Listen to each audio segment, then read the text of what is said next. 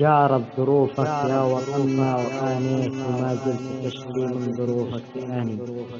جارت ظروفك يا وطننا وآنيت وما زلت تشكي من ظروفك تآني. من الحكومة يا وطن انت مليت، أدري بجرحك لكن اكتم لساني.